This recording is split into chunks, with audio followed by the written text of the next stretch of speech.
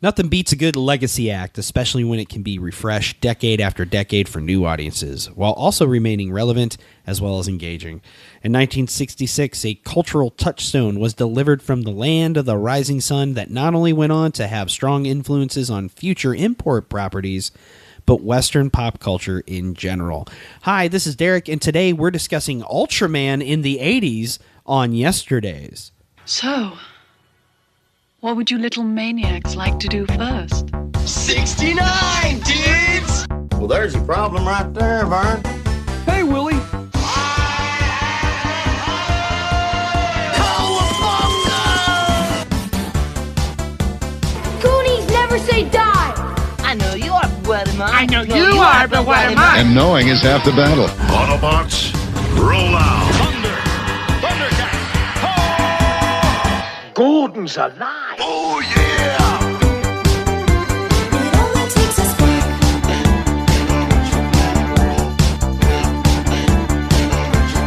only takes a spark to start. It only takes a spark. Hello and welcome to another episode of Yesterdaze. I am your host, Derek J. Hoover, and I'm joined by Dustin and Jason. Fellas, how you doing? How are you? I'm all right. How you doing? Yeah, okay. You all right? Yeah. You guys okay? You down? You down No. about anything? What's going on? No. What's going on, buddy? I'm just trying a new vibe. Trying to vibe. I'm done. I don't like this vibe. Todd Berry. Your new vibe. Doing Todd Oh, Berry. Oh, quiet. hi. I'm quiet. It's a little bit more like this. Oh, I suppose you're asking me to do you a favor. Here's an idea. Why don't you go out, get yourself a set of titties, then get yourself a man. Chappelle Show, thank you very much. That guy's been around. Yeah. Yeah. Holy hell, he's been around. He sure has. Well, this is Jason, and I'm doing great. Thanks a lot for asking. Hey, buddy. You're welcome. Mm-hmm. You're welcome. I don't know what you want to start off with. I have a bag of goodies. I got beef with the sheet. Mm-hmm. And then I don't know if we have any other banter, but I'm down to talk about whatever you guys want. I prefer ripping things off like a Band-Aid. I want to know what this beef with the sheet is. Beef with the sheet. It's our new segment, Beef with the Sheet. I made it known loud and proud that I love Microsoft Excel. And you said, you know what, I'm going to accommodate you by taking all the information relevant to the show. You made a convert out of me. And communicating that to Dustin and I about what the future of the show will look like and how we can organize that information and prepare for it. And you put it into a spreadsheet, and I'll be goddamned if it isn't fantastic. I appreciate that. 99% great. Mm-hmm. We're back down to unfortunately, we are back down to 99%. Very much, dear. What happened? What happened? So I got some questions about what's going on the sheet. You're in luck because tonight... Sheet beef number 1. Tonight, I have my laptop here. You have the sheet up? Because Sheets up, Shauna hose took today down. off. She couldn't print my physical notes, so I have the sheet. Derek sent... Sheet is nice. All three of us have a link to the sheet to where we can click on it and we can update it or edit it however we want. Do patrons get a sheet link? Sure don't. If they pay don't send. Oh, don't send. Sure that don't. out. I barely trust both of you. You think I'm going to send it to the patrons? Porn star. What, we've not done anything to the sheet except improve it. That was Dan Larson's fault. I was trying to give us You had to differentiate. You did change pro stars to porn stars. You sure did. And then I did that whole Seika monologue. I spent 6 hours working on that. I think it only turned out to be about 12 minits on the show, but it was edited out of the Pro Stars episode entirely. But I went on a tirade about my favorite pornography actors and actresses of the 1980s. All the more reason for people to become a patron. You can sign up for as low as $2. It's already over And you 2 hours long. $2 a month gets you raw audio and the monthly video. Boom. That's two. Come on, that's $2. Sega! There was a lot of Seika talk. She did a lot of. She was an early adopter of double penetration. She really was. She was a pioneer. Yes, Yep. thank you, Dustin. Mm-hmm. She was flexible morally and physically. Yes. She was in stereo. That's right. Mm-hmm. And then I went on another 10-minute diatribe about my favorite porn star, Anna Log. She was great.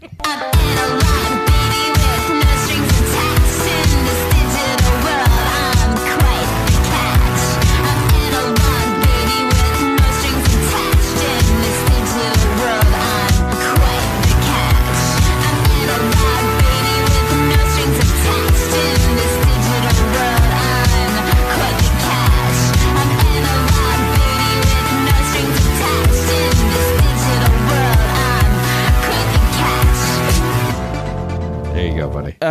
Okay, so my beef with the sheet is that I'm looking at it, and for some reason, some of the not even all the lines, just some of the cells are gray, and I don't know why that is. Why are some of the cells gray? Just signifies that we've covered that topic. It's done. Then why isn't the whole line gray? Why does it matter? I knew that was the answer you were going to give, but that's a shit answer. Why is that a shit answer? Because it's not an answer. There should be a reason why something is done, and you're giving. He just hasn't done it yet. He's doing a defensive volley back to me, but it's not a real answer. Okay. Why is it like that? Is it a release thing? Is it a what thing? Like it's been recorded, but it hasn't been released yet? No. Okay. It's just that we've recorded it. That's what you're saying, We've recorded it. Okay. If it's grayed out, we've recorded it. So I'm just curious why it isn't gray to the end of the line. I just didn't do it. Okay. That's. I'm just curious about Now, it. It doesn't make sense to me. Follow-up question. Okay. Follow-up question. Yeah. Why does that matter? Uniformity. Okay. Okay. Sheet beef. Why are some of the dates bold and some not bold? That helps me differentiate 5-week months. So it's only the months. But like some of the columns in different columns are bold. Like scroll down the list. I'm looking right down it. Okay, so it seems Most of the months where the dates are bold under release date, those are almost every single one of them,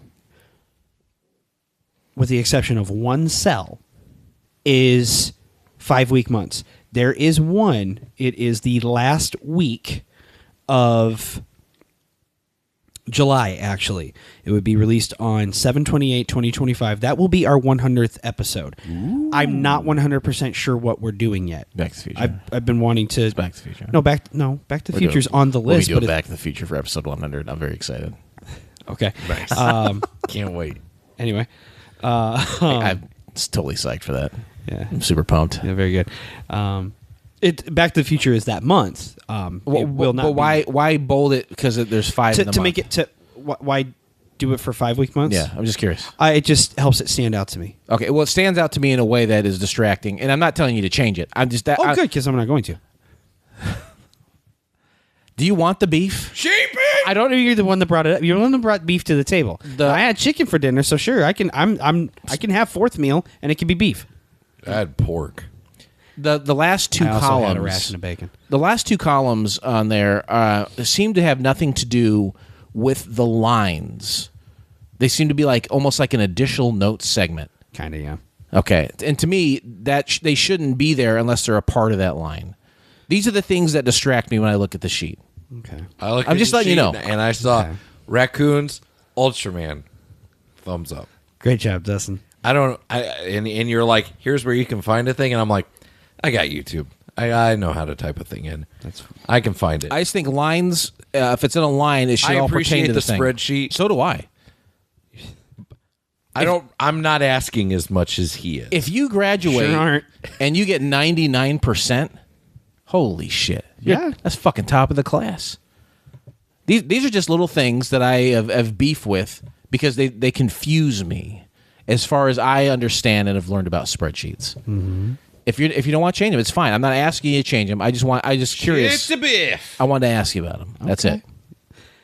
Asked and answered, I hope. Kinda, yeah, kinda. And I've now learned I can change an episode, and it won't change what we actually talk about. So it's been very helpful. Yeah, it's been very helpful. And I'm not gonna say I wouldn't change a thing, but it's 99% great. So thank you very much for. You're welcome. I hope you do feel better.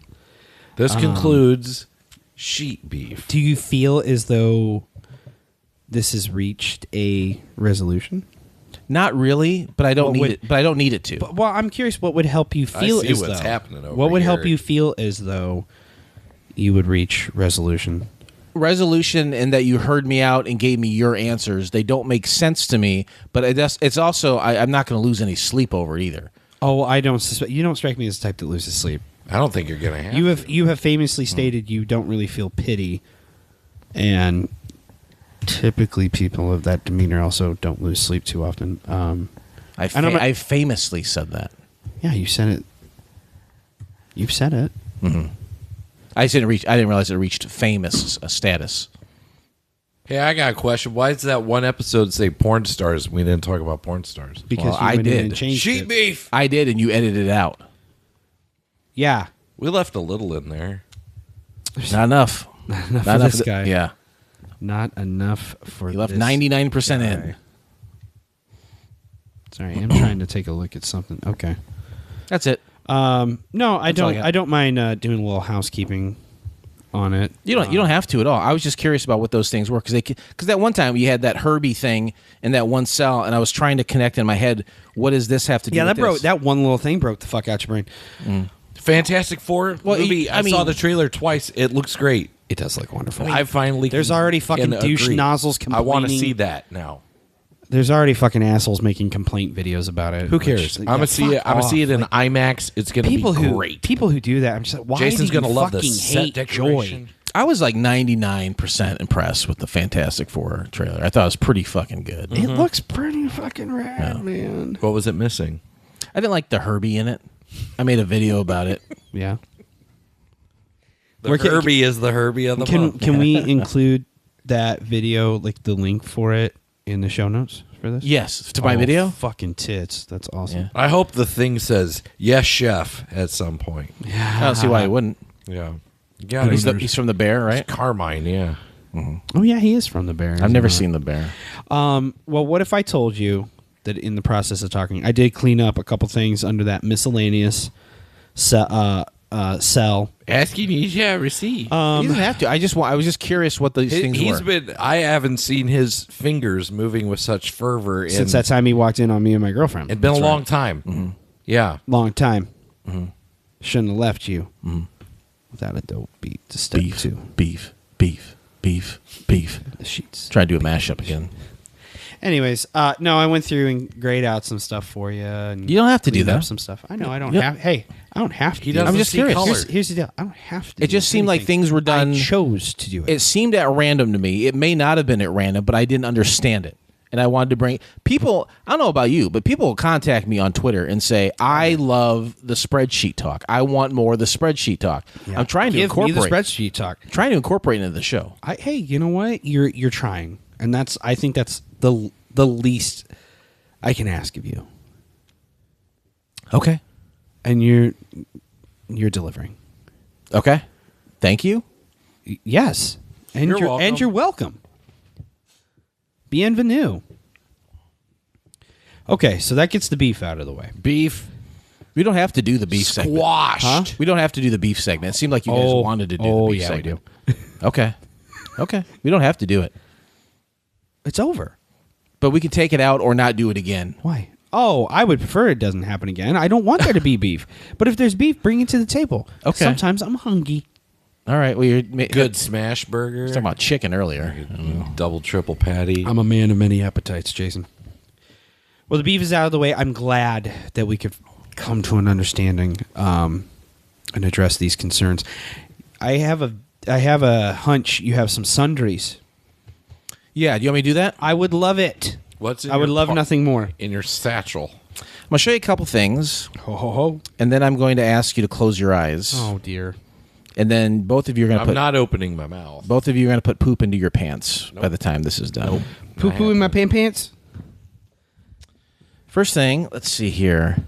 Making a I mess can't in my find- there he bobbin. is. There he is. This is a fun little guy from 1988. It's Captain Crook from the. Oh yes. I've got his pint glass. He's a little rubber figure, about 2 inches tall. He's from McDonald's. He's one of those Toyland characters that Yeah, I would love simply to find doesn't exist those. anymore. I would love to find those. Yeah, we talked about because there's a them. birdie. There's Fry Guys. Fry Guys. Yeah. California raisins. We were talking. They're bendies, about. but like A it's at guy the scale where having- the arms are just stuck. Mary McCheese. Yeah, he's got all the things in this his is yard great. or something up in Yeah. Roanoke. Yep. Oh, this is great. I thought that was a fun little guy. Yeah, he's that's rad. fun. He's very rad. Next, I got a slew of cheap magazines, and I love cheap magazines. Wait, did you find these in the woods behind your house? I did. it You're found going porn? to get a real kick out of this. Seika's on the front of this one. This is the Holy shit. the hot air edition of Mad Magazine. Nice. Okay. Love Mad Magazine. 96 pages of uplifting collector's items. And I can that see sort the of creases depths. from the Al Jaffe art, I imagine, that is on the inside cover. Well, there you go. Take a look at that. And Yep. Yep. totally. And kind of right along with the Mad magazine, and it maybe even more so in line with this this podcast we do here, is the New Kids on the Block, Simpsons, and America's Funniest Home Videos version of Cracked Magazine. Oh, and who's that on the front? Who's the main one on the front? You got Dick Tracy, and then you got Mario Brothers too on there. So that's a fun one. I gotta admit, I was more of a Cracked guy. Were you? Than Mad. I got both. Cracked was my preferred. Like, if I got them the same day, I was reading Cracked before I read Mad. Nice. I don't know what that says about me, because isn't it like the same company? I don't know. It feels might not be. feels very similar. Like one was drafting off the other. Yeah. That's fun. This next one, nothing too fancy about this. I kind of liked it. This is, I believe, from 1980. September 4th, 1979. Going into the 5th year of the program, it's Circus Magazine Weekly, talking about Saturday Night Live. Nice. It's got Gilda Radner on the that front. is- when that you is said perfect circus, for you. I knew it was music related. So yeah, that's interesting that they went Saturday Night Live. Mm-hmm. Very cool. Oh, That is- talking with the Cars, their new album Candy O. Mm-hmm. Yeah, Looking forward to digging into that. Oh, look at that young John Ritter up at the top. And these next two I'll hand out at the same time, and I thought they were a lot of fun. And again, they were very cheap, so I bought them both. And that is late 80s editions of Barbie Magazine. Wow. Look at that Ghostbusters 2 I ad on the was back. trying to hide it from you for a second Popeye, till you saw. yeah. Oh, But yeah, we man. got Ghostbusters 2 advertisement on the back. So this is probably like 89, I think. But I'll be Oh, selling Smoke those. Show I Carrie Fisher. won't be holding on By to the way. those probably. someone had a subscription. Yeah, it's someone's name and address on there. Yeah. Sue Williams. Let's call her up. Is that Susan's No. original name? No, Susan Redfield was her name. Huh.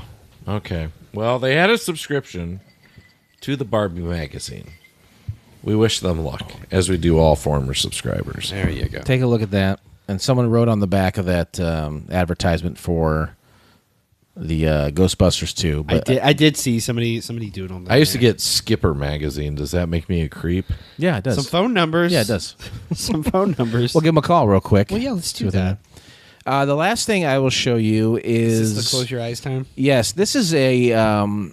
It's one of those things that happens every so often where we reach the fruition of a bit. Oh dear. This is the capping off of a bit, and it's not one that you guys.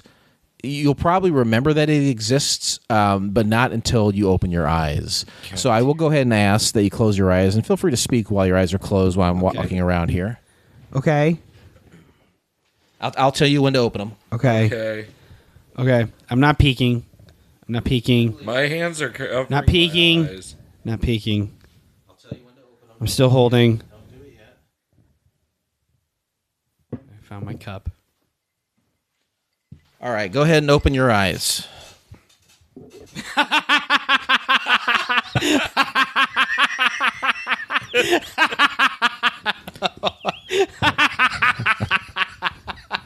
I'm laughing silently. A couple weeks ago, I went to Goodwill in Washington, Illinois. They had a big cardboard box full of sleeves of silver tumblers, little drink cups. And there's 4 in a sleeve, and you get them for $6.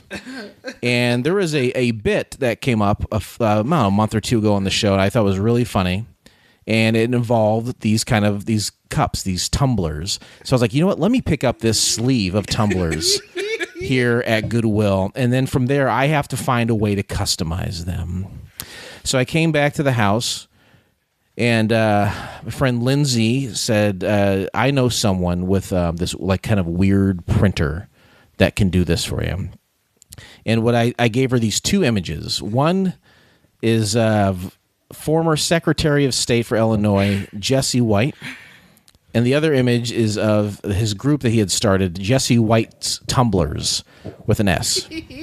But the S ain't there. I removed the S from the word tumbler, just to be tumbler. And now you both have a silver tumbler with an image of Jesse White on one side and an image of his Jesse White tumblers on the other side, sans S, to represent the tumbler that you're holding. This is my new drinking glass for work. I will say that the print on it, I hand washed them, and they're starting to get wrinkly already. It happens. So I get it. I've got several glasses. They look really cool, but it is of poor quality. But the bit is there. Yes. This is like this will be on my set it on desk the at work desk, tomorrow. Put pencils in there. So exactly. Yes. I think that is very funny. And I hope that you guys like that. Yes, sir. With a tear in my eye. Yeah. Goodness. That's a great bit. And the joke was that Jesse White has this group of underprivileged kids or whatever, and it's usually young black men who do tumbling events at the halftime of like sporting events or something. Exclusively to that one Culture Club song. Oh, really? Which one? I'll tumble for you. Okay, that's it. It's just that song on a loop. And they these love guys just bouncing around. The black community loves Boy George, and why shouldn't they? Absolutely. Why wouldn't they? And we thought, isn't it funny if there was an actual Jesse White tumbler? And by God, there sure is now. So enjoy that, fellas. That's it. Oh, I will. That's the end of the bit. I will. I was drinking out of a ordinary paper cup today at the office. Like a You're hayseed. pathetic. You got to drink out of this. And I'm now going to have my Jesse White tumbler full of refreshing H2O. There you go. That's all that can be asked. Tackling fuel. That is. I'm very amused. And that Captain Crook's cool. Captain Kirk is awesome. I want to find those bendies. I'm starting to here and there keep an eye out for McDonald's related stuff. Eventually, I need to get like the glasses. Speaking of McDonald's, there is maybe by the time this comes out, it'll already came and went. They've brought the adult Happy Meals back, tying in with Minecraft. And while we were on our little staycation, we got 3 of them. Do you live a stone's throw from one? It's right down the street from me. Was it North Pekin? Is that the closest North one? Pekin one. Okay. Yeah, right there, close to the entrance to Market I'm Heights. thinking of that. There used to be one even closer. I was going to say at one time. that. What is that right there right now? It's a car wash. Didn't it used to be a? It was a McDonald's. Or was Yeah. the ATM used to be the McDonald's? So, right, it was right there. Right in there. Yeah. He could have walked to McDonald's For real, yeah. Yeah, Oh, every day. Yeah. And I loved that McDonald's when I was a kid. But they did they're doing Minecraft stuff. Film did very well. I'm excited for Henry to see it. I'm not a Minecraft guy. I was at the theater twice this weekend during opening weekend. I have never seen the Turnout's theater been insane for it. fuller ever. And the first movie I saw, I was the only one there. And the second movie I saw, one other person showed up on the final preview. I almost had 2 private screenings at a theater that was the busiest I've ever seen. What were you watching, it. though? I went and saw The Friend, which was Naomi Watts and Bill Murray and a big-ass Great Dane. How was it? It was great. It's an indie film. There's not a lot of action, but it's just a good character piece. And the dog is great. And I told our friend Blake he needed to see it. And he goes, I already saw it at 2:00 today. And I said, of course Oh, he you did see it? He saw it before I did. For the Great Dane. Yes. That's crazy. Yeah, so he went and saw it. And Because he has 2 Great Danes of his own. Yeah. Yes. And then the other one I saw was the Press Your Luck dramatization of the guy Who's the lead in that? it's Walter Hauser.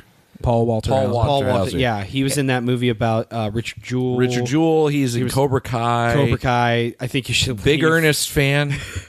I reached out to him to try to get him on the Preservation Oh, no Society shit. show. That would've been rad. And he didn't respond, but there was a interview he did, and he talked about Love and Ernest. I was like, dude, this guy is like nominated for a supporting actor Oscar. He's heavily he's a guy who is living his best life. Yeah. God love him. He's pretty involved, I think, with AEW. Like he's on the AEW shows. I'm just a fan of the dude. Like everything I see about him, I'm like, he's my kind of people. I had an actor once do this to me. I was cracking a joke because he was being inappropriate, and everybody around me was on my side because they always are.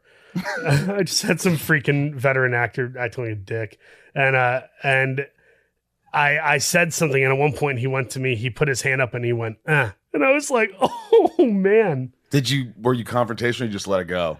I was doing the thing where someone's being inappropriate, you crack a joke to lighten the mood, but the joke is also pointing out the absurdity of how the person's acting. Yeah. And by the second joke, that person caught on and got frustrated. The first thing I ever saw him in, I think I think you should leave. That sketch where, my wife. Oh, my his wife. Oh yeah. yeah, my wife.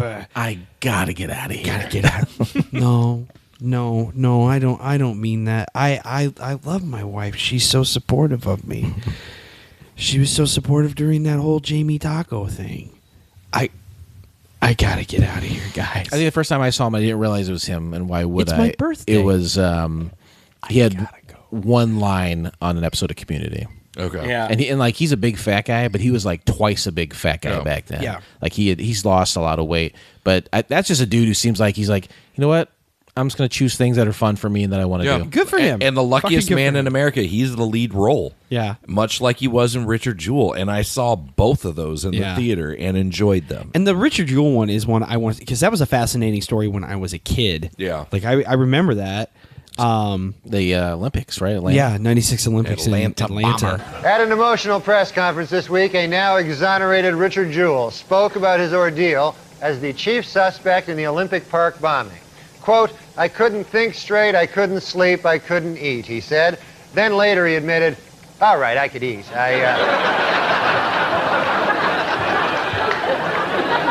I couldn't sleep, though. I had trouble. The FBI, still pursuing its investigation of the Olympic Park bombing, has decided to launch an internet web page. Net users can log on to view crime scene photos, leave tips, and try to guess Richard Jewell's weight.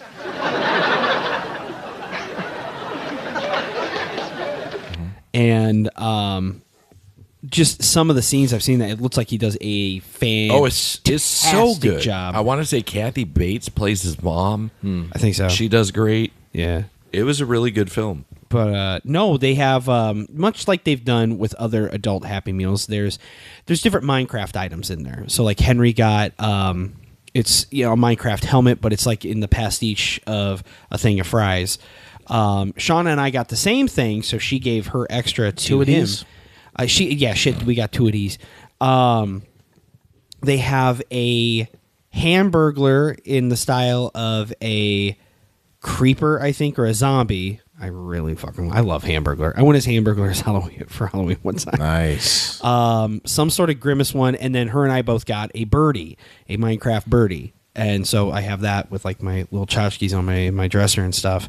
But yeah, I kind of want to start getting like little things like that or PVC. I'm on a PVC kick right now because they're cheap, they're small, they're easy. They can be used for plumbing. They can be used for plumbing. This is about 2 inches tall. I've got some in the other room. I don't know if I showed you guys the ones I picked up recently. They're about 6 inches. I got an old school Cyclops. Ooh. I've got a Nightcrawler and I've got a Juggernaut. The Bendies. 6-inch Juggernaut. I got a 6-inch Juggernaut. Yeah, He's got that helmet on, you know? Yeah. Juggernaut, Juggernaut. Juggernaut, Juggernaut.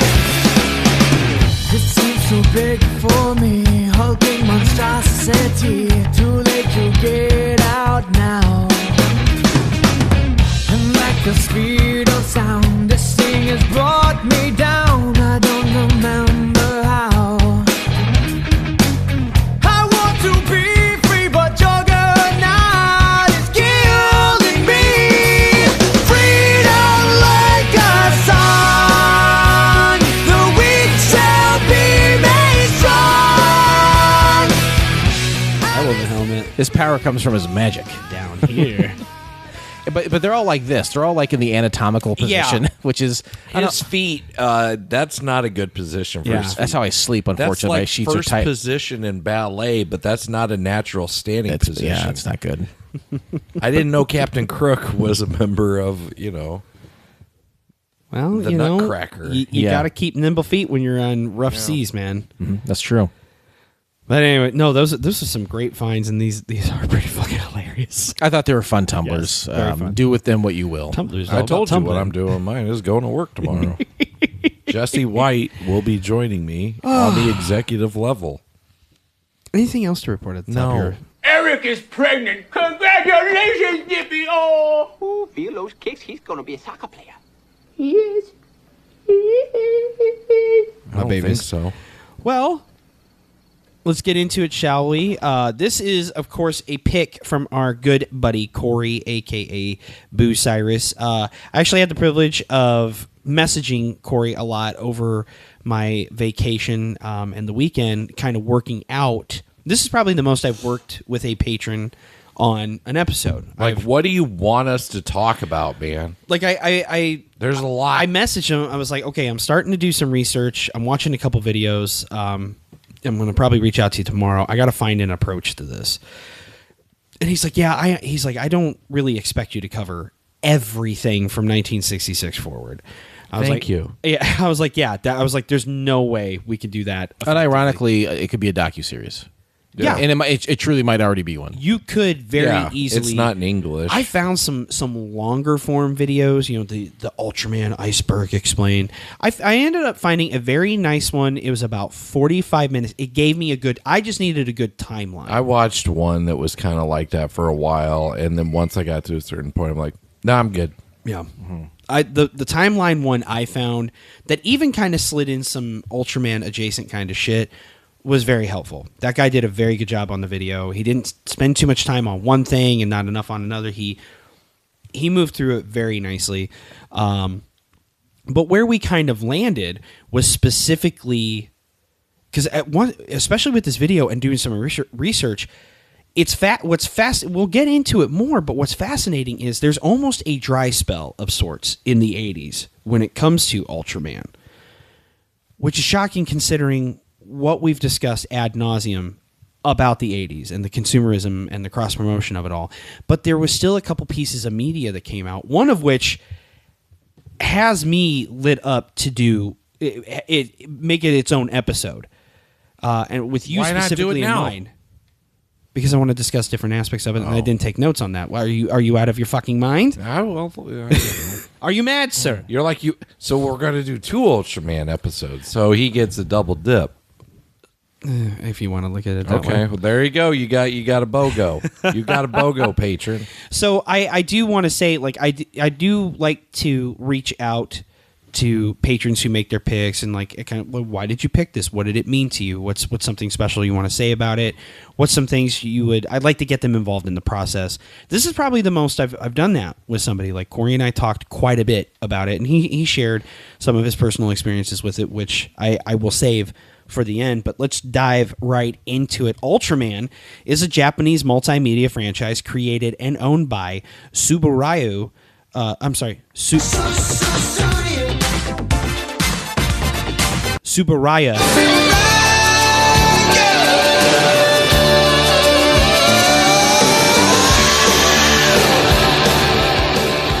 Subaraya Productions. And has spanned several decades with media representation and licensing even to this day. With such a wide range of media, there's no way we could effectively cover every aspect of it in a concise manner on this show. It'd be ridiculous to request it. It'd be ridiculous. To that end, we will be focusing primarily on Ultraman's pop culture footprint in the 1980s, as well as some of the influences it would end up having. So we're not going to talk about the new Netflix movie? Not in depth. It will be brought up. Okay. Is that what you watch? Is that your only preparation for the show? No. Dustin. It just looks good, and I think Derek and Henry should watch it because it looks like a perfect movie for them to enjoy on a weekend.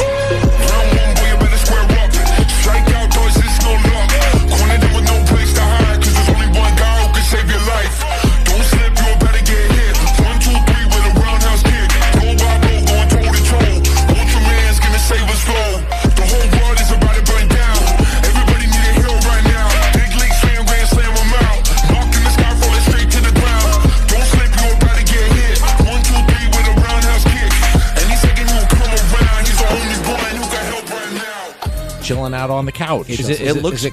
cartoon or is it? No, it's live action. Is it really? It's live action. Most of the media involving Ultraman is live action.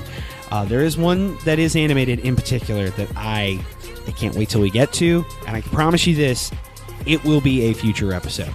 Now, we will, however, use the franchise's actual debut for our pop culture trivia jump-off, and that said, Ultraman begins with the series Ultra Q, which launched on the Tokyo broadcast system on January 2nd of 1966. I saw Ultra Q at Riot Fest.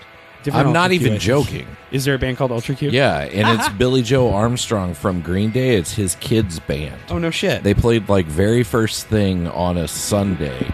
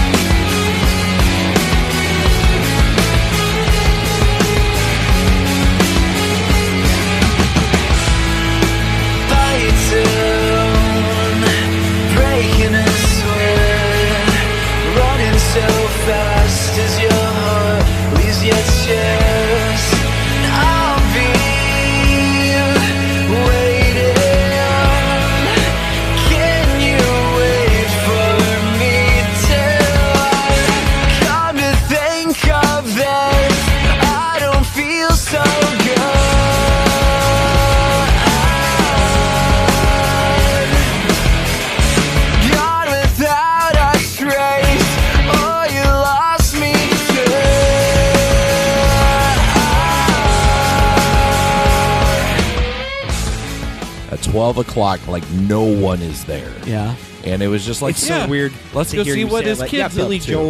Billy Joe's cool kids band. Yeah. We're at that age now. Yep. And they were getting ready to drop their first album, and it was like that's cool. I went and got my my Cheesy's grilled cheese sandwich first thing when I got there. McCheesy's. Nobody's Ooh, there. yeah, It's a food truck with grilled cheese sandwiches. It costs $15, but they're great. And I have to get a job at the cheese sandwich factory. Did he do the Freddy Got Finger thing for you? Yes, he did. Henry also likes, and this is on me because I was making breakfast sausage the other day. Henry, would you like some sausage? Henry, would you like some sausages? And that's in his repertoire now. Yeah, and then he naturally said it back to me. He goes, "Daddy, would you like some sausage?" Unaware of the movie, but he's just referring to me. So now they're going to watch saying Freddy Henry. Got Fingered. I'm saying Yeah. Henry, And he's saying daddy, just like the movie. yes. And now you're going to show him the part where he humps that dead Nope, animal. sure ain't. Where he's whacking that lady who's paralyzed from the legs down, with a Was that right? cane or something Yeah. on her shins because she likes the feeling. Only one of a very He has few a movies I've ever compound been fracture. to that I saw people walk out of. Yeah, can't imagine. I why. sat through the whole thing. So did I. Wasn't Michael Anthony Hall in it? Yes, he was. Yeah, I think so. I think he's like a D-bag, douchebag TV producer. Yeah, that checks. Yeah. Ugh. Your number one song at the time, "We Can Work It Out" by the Beatles. Your number one movie, Thunderball. It started its number one run the week of December 29th of 1965 and continued well into the beginning of 66. Do you like James Bond movies? I do. I'm very specific about them, but yes, I do. I just went to a house in Tremont, and someone had for sale a Blu-ray pack of like 25, the first 25 Bond films. I bought that for my dad. Yeah, I have that in the other room. I got it for $25. Yeah, I was like, that's a good deal. I need to pick that up. So, would you recommend Thunderball? Is that one of the ones you like? Yes, I'm a big fan of. I love the Connery ones. I can sit down and just watch the shit out of those. Did he do a few, go away, and come back? He did. Okay. So there was, I think the one he did, I think at this point it would have been in the, I want to say the 80s. Roger Moore may have still been. I'd have to pull up the franchise's history. Roger Moore, Tim Dalton. Well, because it went Connery. Mm-hmm. George Lazenby did one on Her Majesty's Secret Service. Wildly unpopular one. Roger Moore was after that. That was followed by Timothy Dalton, Pierce Brosnan, Daniel Craig. In there, I think Peter Sellers, because there was the very first version of a televised or screen adaptation was a comedic take on Casino Royale. But there was a bunch television. of Bonds in that or something, right? Didn't a bunch of people play Bond in that? That I don't know. I've never seen it, and I don't know enough to speak to it intelligently. Now, what do you think about the announcement that the next Bond is going to be a female? No. I'm just kidding. I haven't heard that at all. No. It's been talked about, and I kind of think that's... Yeah, don't do that. Don't do that. Don't do it. But then, like, conversely, some people have been like, well, what if it was, a black guy? And that's worse. And immediately... Well, they did that with Doctor Who, at least. Like, they haven't made an American Doctor Who, but they've at least made a woman doctor and a black doctor now. Yeah. So they've tried to be very inclusive in the last couple. But it's a British property. They want to keep it British. It is. But it would be interesting to see, like, let's have an American do it. The big talk has been, well, if you did cast a black guy, who? And almost everybody, aside from fuck faces, are like Idris Elba. First thing out of their mouth. And I could see. I don't know if you ever watched the show Luther. Yeah. If I could see him either being very debonair as a Bond. I like him. I love Idris Elba, dude. I like him. I think it's too late. I think they, now it's too late. The think time to have done this would have been 5 years ago, ballpark. You have Craig did like 5, maybe 6. Yeah. After 4, say, hey, thanks for playing. And then you get like a 44-year-old Idris Elba. Yeah. Idris Elba's probably like 52, 53 now. It's too late. Yeah. Unfortunately, he would have been awesome. He would have been awesome, but you got to move on to a different guy now. Yeah. And like I've seen like some people say, well, like when people are like, well, what do you mean? Why on earth would you not have it be a white guy? And like the answer is pretty interesting. People say like, well, no, 007 is just a designation. Like it's a number assigned to somebody, and perhaps the name James Bond is just a generic name attached to whoever takes up the mantle of 007. I didn't think that was it, but no. Somebody's saying like that could be a way to do it, and I think that's a creative way to do it, especially it's not canon. Because you have Ian a Fleming. property that's Ian Fleming didn't write that. Oh, fuck off. The idea of having a female Bond, no, like come on, man. No, unless she's doing some scissoring, then I don't need a male version. I don't need a male version of Call the Midwife. So no. Instead of they've always got very double entendre names, but they're all going to be like giant phallic. pussy. Yeah. So if it's going to be if beef it's a lady hardtack. Bond, then that's it's going to become an MST3K bit. Beef between the sheets. Yeah, that's her name. Which here's the thing: if you want to have it to where you have a female agent, maybe she's 009 or some bullshit, whatever numbering system you want to use there. Fine. I'm not saying don't have a female agent. Just don't make her the focal point. Wick. Not everything needs to be gender bent. Yeah, it really doesn't. I don't think there's a huge argument, is there, to have a female Bond? There's not a huge No, argument. I don't think there is. Yeah, I'm with you. Don't have it. Just make it a fella. Yeah, they got Tom Holland is not Bond. I can see Tom Holland. Word is Bond. That's what I say. Word is Bond. You ever seen Tom Holland dress in drag and dance and lip sync to Rihanna? It's pretty damn good. When he was, did you feel things?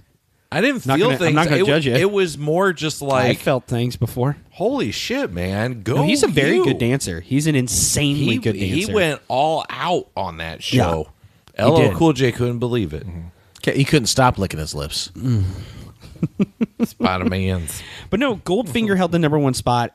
What's interesting is Goldfinger or Thunderball? Thunderball started its run at #1 the week of December 29th of 65 and went well into the beginning of 66. What I found interesting about that was, because I had an idea of what the timelines were, Goldfinger held the #1 spot at the top of 1965. Held it for several weeks. They're just churning them out at that point. Just churning them the fuck out. Well, there wasn't home video, so like movies lasted longer in the theater. Yeah, but like still, like having a sequel come out that fast. Yeah, these days you get greenlit immediately. You get a new Bond every 3 to 5 years, maybe. But look how much goes into it. Yeah. Compare a new Special Bond to like effects. Dr. No or Thunderball or what have you. Scripts. Yeah. Money pussy. Miss Money Pussy. Yeah. Gaping hole. Remember her? She had all the gadgets. Where'd she keep them? Well, I think it's in the name. Mary Poppins. Oh, purse. dear. Well, speaking of Mary Poppins, the GOAT of 1965 would have been Sound of Music. That dominated Hell the yeah. box office. Julie Andrews. What's up, girl? I do want to give props to What's New Pussycat for shaking its whiskers at number 1 for a hot second Tom in Jones, he did 1965. He did his thing. You can hear about it on Dutch's Jukebox. Yes, you I've been can. listening to a lot more Tom Jones singles than I was aware of. he's good, right? He is good, man. Tom Jones is good. That motherfucker can I'm, sing. I'm letting him in carte blanche. If Tom Jones comes up Boom. as Free an pass. option, he's going to make the list for 65. Head of the class. Yep. Now, to your point with the question you asked, there was some studio made a Bond movie at It's the just same a studio. No.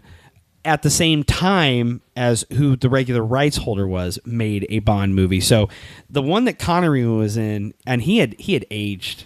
Oh, you're talking about when I was asking about You were doubled back? up. Okay. So he came back, but it was like another studio, and I think his was Never Say Never Again. Did not do well, and I think it went up against. I think it was a Roger Moore Bond. I don't Really? remember which one. It may have been a Dalton one because Dalton took over in the 80s. Dalton is like the 80s Bond. Yep. So, that was an interesting one. Another interesting thing about James Bond was where he, and it may have been Never Say Never Again. He's supposed to impersonate a Chinese individual. Hell yeah. He's tall as fuck. He's 18 inches taller than the nearest Asian guy. But what's great about that is that it led to a sight gag on the Venture Brothers. Oh, did it? Where Dr. Venture is in like, the straight collared silk kind of fucking Dickie kind of outfit associated with Chinese culture and stuff. And he's trying to fool a cadre of bad guys. So he's got this shitty Asian, like page boy haircut, and he's doing this the whole time. Just the most, which as you find out as the series progresses, the original Dr. Venture, Dr. Venture Senior, his father was largely a piece of shit. And this is like the latest, the Johnny Quest of it all, right? Yes, Yeah. yes. So the whole time and I think his name was something Dragon. It's ridiculous. If you're show. a Venture fan, you know exactly what I'm great talking show. about. But yeah, that is your trivia there. I was very interested to and excited to see some James Bond lore there. I do love that franchise. I watched the shit out of it with my dad. Speaking of lore, let's get into the Ultraman mythology. The nice thing about it is that even since 1966, it has remained largely unchanged since the series debut. Each series revolves around the idea of Ultras, pardon me, a fictional alien race spread across the multiverse with varying origins existing throughout the franchise.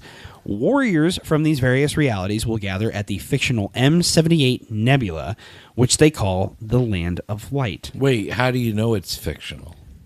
Oh, good question. It could be real. There is a real M78 Nebula. It's a fucking show, man. Okay. I could see how angry he was at you in his eyes. Like, how do you know it's fictional? I don't know. It's a fucking TV show. So when I was reading about this, and it says there's a group of people called the Ultras, and they're aliens. Like, I didn't know much about Ultraman. This is a Japanese I joint. know Ultras as being like obsessive soccer footy fans in England. That's what they call them, the Ultras. Okay. And like in other, South America, the craziest fans, they form gangs, and they're called Ultras. Like the movie Green Street Hooligans. Yeah. Elijah Wood? Those are about West Ham Ultras. Is that Elijah Wood, isn't that right? Yeah. Yeah. And Charlie Hunnam from Sons of Anarchy. Yeah. Oh, yeah. So, like, Ultras, when I hear that, that's what I think of. Is like these soccer hooligans. Soccer hooligans. Oi. I think of that. Ultras. I think of Soccer Hooligan Weekly. Yeah. I think of that makeup store. But when I started reading about it, where it said, there's a group of these aliens, the first thing that came to my mind, and I'm not I don't know much. I'm not a scholar about Ultraman. I'm not a scholar about DC Comics and the Lanterns. This is what this reminded me of. I could see that. Are there parallels there? They could just be parallel thinking. Are there horizontals? Okay. Oh yeah. I don't know. This is the 60s. This is the 60s. When did Green Lantern become a character in DC Comics? Well, technically in the 40s, but that's Golden Age one. Completely different kind of lore. What you're thinking of a core and multiple Green Lanterns, that's the 60s. When there was the Silver Age, and that's when DC kind of took a lot of maybe it was the 50s. I think it was the 50s, actually. Started taking a lot of their Golden Age properties and reinventing them for the sci-fi Jet Age era. So, the Golden Age Atom became more science-based and could shrink in size. The Jay Garrick Flash with the helmet and the wings. Barry Allen Flash. And the same of the Alan Scott Green Lantern. Instead of his lantern seeming mystical, it was now science-based, and it's from an alien police force. Do you know what he's talking about? I'm trying to piece it together. Okay. Yeah. Why aren't you following? Do you need a spreadsheet? I don't want. It's too much to ask. Are you sure? Go ahead and make one real quick. All right. But cells. But that's what for I was. Everyone. That's what I was thinking. The ultras For every lantern. The ultras were some kind of force put together, and so it was the Lantern Corps. You're not far off, because of the 18 million ultra denizens populating this nebula, 1 million of them gathered together as the Galactic Defense Force. Green Lantern Corps. Okay. They are dispatched across reality to various planets to defend against invading aliens and giant monsters, also known as kaijus. Kaiju, yeah. Kids can call you kaiju. This is one of my introductions to kaiju culture. Ah, yes. Yeah. I do love me some kaiju culture. Ultras that are dispatched are also given color timers, which act as a way for an ultra to monitor their energy levels. Like the charge in a Green Lantern ring.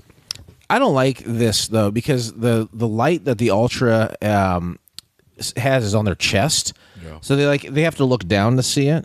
But the guy that they're fighting can look right at it. So if the guy looks at it, is like, your light's red. That means you're almost out of power. I'm going to fucking triple down and hammer your ass. Punch you out. Should be like here. I was thinking like in the little glasses he's wearing. It's like at the top in the corner where like no one can see it but him. That's where you want that light, not where the guy you're fighting. The weakness. Yeah, that's a weakness flaw. Somebody lost a job. Some engineers I on hope the somebody street lost their job. I hope somebody got fired over there.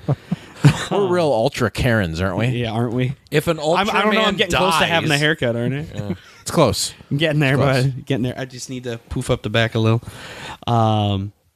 This acts as a method of making sure that within the confines of storytelling, the Ultras aren't too overpowered. Though their time for being active is limited, they can rest and let their energy replenish. In each series, the main protagonist Ultra bonds with a human host, usually someone that's part of some sort of Earth defense organization, and said host can use a device to summon their Ultra and their unique abilities. Boom. Ultraman. That's Ultraman. That is more or less that lore and those confines. That is the recipe basically for every series that would follow after 1966. And there are a lot. Holy shit! How many are there? I didn't count them all, but there's very few They're gaps. still happening. Yeah. The Ultra is its own being. Yes. And it merges with someone from this planet. Yeah. So it's not just like a suit. It's just like it's two beings. It was merging. like a glow stick landed on his neck and they merged. Is that what it is? In the original, that's what it looked like to me. Make a spreadsheet for me. I can't. It's almost like seeing as how they can one can summon them and become it. It's almost like a Captain Marvel kind of thing, or Shazam kind of thing. I was thinking Venom, but okay, I hear what you're saying. Okay, So the person on Earth who it merges with us, they can also separate from it. They could just autonomously be themselves. Okay, but when they call upon their Ultra, they more or less turn into like he's their out for a bike Or they- ride, a leisurely bike ride, and then all of a sudden they do the perhaps a thing. meal. He's like, God damn it! a succulent Chinese meal. I read through some of this, and it was still kind of confusing. Yeah. And I was very intimidated by the amount of lore here. Yeah. So That is a big reason why I limited the yeah, preview. smart. You should watch that Netflix movie though; it looks good. It does look. There is one coming out in 2025. I looked at what's coming, and you asked how many there are. So from 1966, it kept going until what we're about to talk about first, and then it had, as far as the continuity started in 1966. That lore. It has a break in the 80s, then comes back, and it hasn't really went away. Since it kind came of like back. Batman. Well, Batman doesn't come out with a new linear television show guess, every year, but it's like it's. But it is funny you mentioned Batman It's because something that came out in the 60s and has the endured. 30s. Oh well, yeah. You think about it, man. That's what's interesting about Ultraman. I have some notes on it later, but it really was like. It was Japan's Superman, or well, you know what? If you want to be closer to the timeline, it was their Spider-Man because Spider-Man's wildly recognizable and branded. Hell, Spider-Man was imported to Japan by the motorcycle Spider-Man. or no, right? his robot. Was his it the robot? Captain America you were talking about that had the motorcycle? Maybe so. Either Yeah. way, he was imported over there for his own Super Sentai series of sorts. So this is and Spider-Man has fucking endured since the 60s. There's been cartoons, there's been toys, there's been TV shows, TV trays, lunch boxes, and look at the movies. They're still churning them out. So Yeah, looking. I'm looking. They announced on Netflix. They announced now. a new one. Yep, they did officially announce it, which Ultra mentioned last episode. Ryan Dole works on those movies, in post production and stuff. But anyways, we're going to kick it off. It was of course big in Japan.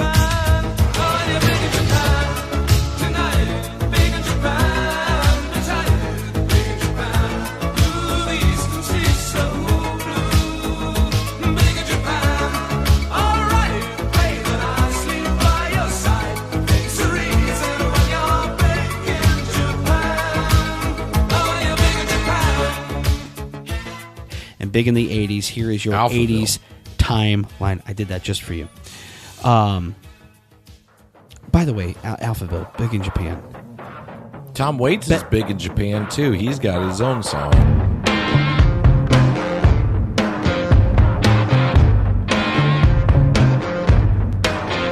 Got the style, not the grace. Got the clothes, not the face. Got the bread, but not the butter.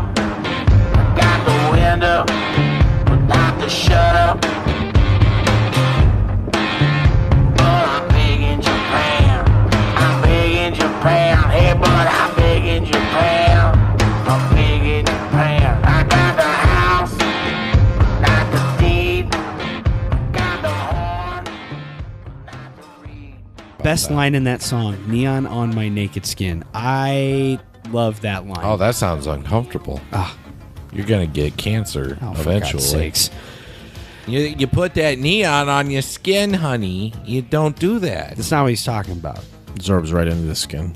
He's fucking on a neon sign. He's gonna He's get not fucking on a stabbed neon in the sign. butt. The neon light is shining into the... Anyways, it's wasted on you. I get it too from him sometimes. I don't know. I feel like I'm wrong. You are. You should need to sit in it. I haven't had anybody be mean to me in the last month. I needed to be checked. Ever since Yes. ever since Dustin You got a did. divorce, everyone's been real nice to him. But it's time to bring him back down to earth. Time to take it down a peg or two. Let's we start out at the beginning of the 80s in 1980, and that would be with the series Ultraman 80. This series would act as a direct sequel to 1974's Ultraman Leo. This series would run for 50 episodes from April 2nd, 1980 to March 25th, 1981. This series would be set 5 years after Ultraman Leo and saw middle school teacher Takeshi Yamato act as Ultraman. He goes into service after 5 years of peace due to invading kaiju. Along the way, he joins the peacekeeping organization UGM, ultimately walking away from teaching to be a full-time member of the peacekeeping force. Eventually, Princess Yillian from the Land of Light comes to Earth and replaces the deceased UGM member Emmy Jono, becoming the first female Ultra in the series. Ultimately, the end of the series would see the Ultras witnessing Earth defending itself from the forces of evil, resulting in Takeshi and Yulian remaining on Earth quietly, ultimately heading back to the Land of Light and leaving Earth in a 25-year period of peace. This would be the last series to air until the debut of a series many Americans and Westerners in general are more familiar with, Ultraman Tiga, in 1996. So 16 From years. the Thundercats. No. Damn it. That's Tigra. You're close. It's close. It's fine. 16 Got them years. balls on the whip. Benoit Whip ball. balls. I saw a guy that had a replica and he was trying to use it effectively, no. and it wasn't working well for him. And I was like, Was "Oh it- man, was it you worse made a than the YouTube lightsaber video and still released it Oh after no, it was like, he put it up. yeah, it did. It was like, nope, this isn't practical. He's all bruised about the Myth face. busted. Chipped teeth. Yeah. Remember those clackers? That's exactly what I was going to say. Those plastic ball clackers. So Yeah, you get them at Big Lots for $1. Yeah. Did you get that? You're gonna, bro. I think you're gonna need a crown. God, Think of the views. Upload it. For people who haven't seen this show, I watched part of the very first episode from the 60s. Oh yeah.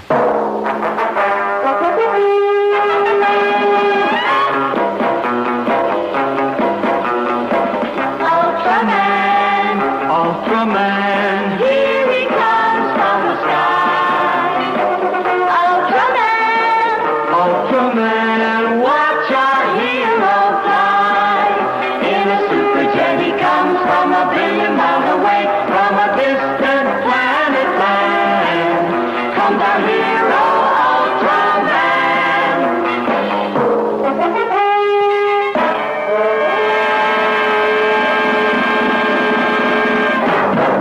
And it's live action. It's very small budget. Yep. It's a lot of small sets, close-up Suits and action. sets. And then it's fireworks. And then it's after that it is Mighty Morphin Power Rangers. Yeah, pretty much. Power Rangers clearly ripped this show off. Yeah. But Power Rangers is also called something else, I think, in Japan. Super Sentai. And then a lot of that shit was brought over here, and they threw in some white kids to play. This in the is show. something that got like copied and repurposed amongst many different names. Oh, yeah. One of my buddies, Matt Lappy, I remembered him being a fan of one of these kaiju shows. And I said, hey, we're doing an episode about Ultraman. Isn't that the show that you were really into? And he responded and said, it was Spectre Man. And I was like, oh, that's right.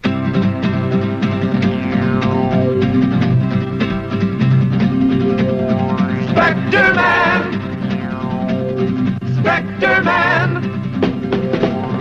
Hear the flash like a flame, faster than a plane. A mystery with the name Spectre Man.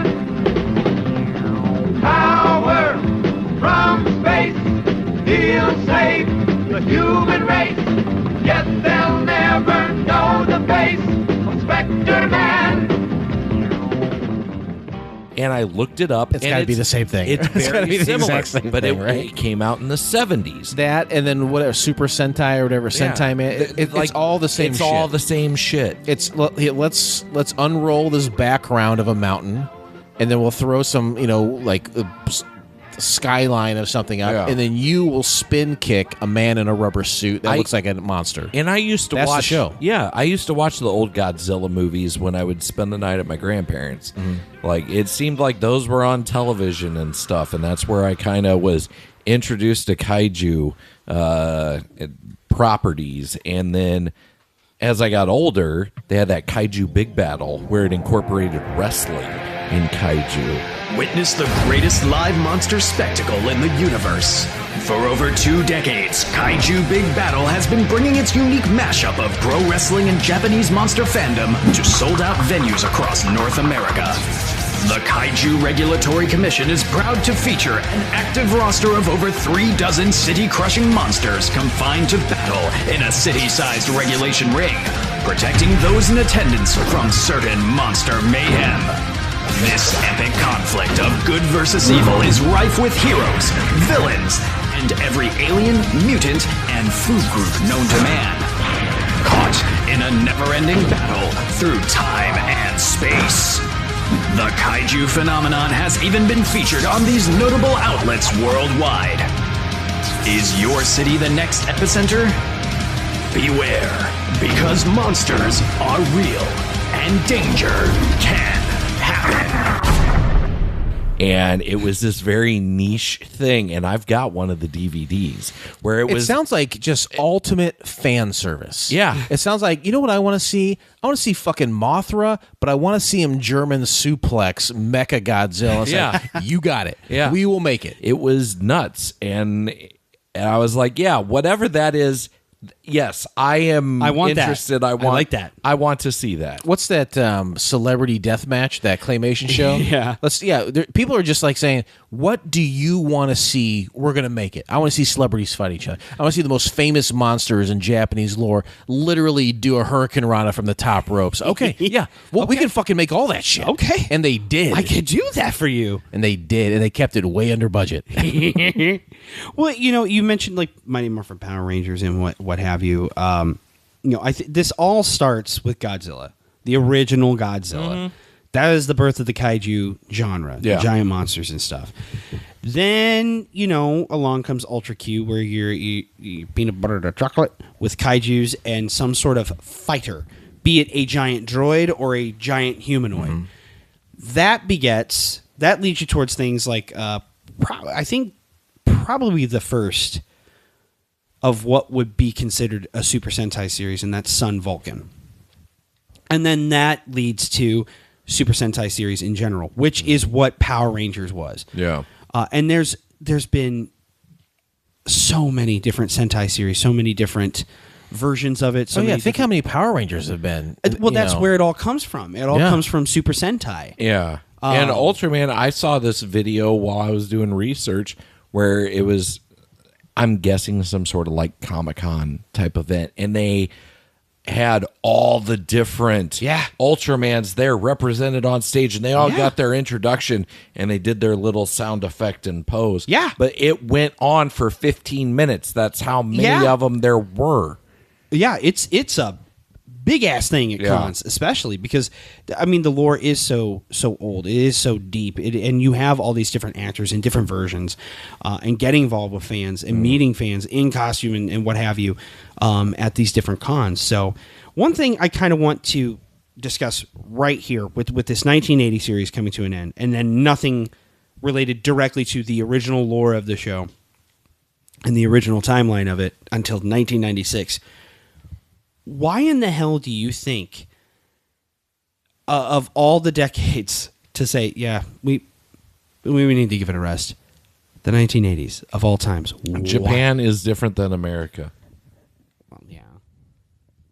So, I'm just saying, like, the 80s were the consumerism decade for here in America, but over there, they probably weren't necessarily thinking about going international with this because it'd been a property for so long. So they're like, if it hasn't caught on in 20 fucking years, we're not going to break the America market and capitalize over there. We're not going to kowtow to what they're demanding upon their entertainment for children and make action figures and all this kind of stuff. I don't know. Like, they had been importing stuff at Speed Racer, Astro Boy, Gigantor, Shogun Warriors, but on the horizon was Transformers. Everything by Takara. You got Voltron popping off in the 80s, and do you think it just got lost? Like, okay, we're not going to send Ultraman over there. Yeah, we got all this other stuff we're making money off of. Your question is, why did it die down in Japan in the 80s, or why didn't it make it over here to the U.S. in the 80s? Well, it did make it to the U.S. Well, what's the question then? Why in Japan? Why did it die down? If this was such a storied franchise in Japan, you let it rest for 16 years. Hey, Mr. T Experience said it best. How can I miss you if you don't go away? That's true. It's storied now, but if it started in the 60s, at that point it was only 14 years old. Yeah, I mean, it was probably a thing where it's like, oh, I think people are kind of sick of this. Yeah. Someone owns the rights. All right, I'm just going to put And it maybe that explains some of the stuff that would come. It's like, okay, let's experiment. I'm going with to put it. it under Let's do my different pillow, stuff. and I'm just going to sit on these rights, and I hope to God that it circles back around, and we come up with an idea that'll get people interested in. But I could see. we Okay, can't. yeah, that makes sense. They can't miss us if we don't go away. Yeah. That's my guess. I don't know. No, I don't think fucking that's know. true. I think it's some of all parts with both of you said, and it does give them the opportunity to be like, okay, this is what we've done for the last 14 years. Let's do something different. Were those two series, the one that started in 80 and then the one that started in 96? I don't know how long either of them ran, but were they wildly different? Yes and no. It was the same timeline. Which by 96, I feel like effects were different. Power obviously, by Rangers 86 was popping off in a 96. big way in the United States. Yeah. And so maybe they're like, hold on a second. The U.S. why is don't we dust this off? ripping off one of these other copycats of us, and it's doing well. Maybe we try to do a reboot now. Maybe now is the time. Yeah. Okay. That makes sense. Let's that makes do sense. it. I don't know. Is it just picking your time, Yeah. No, that's what makes sense.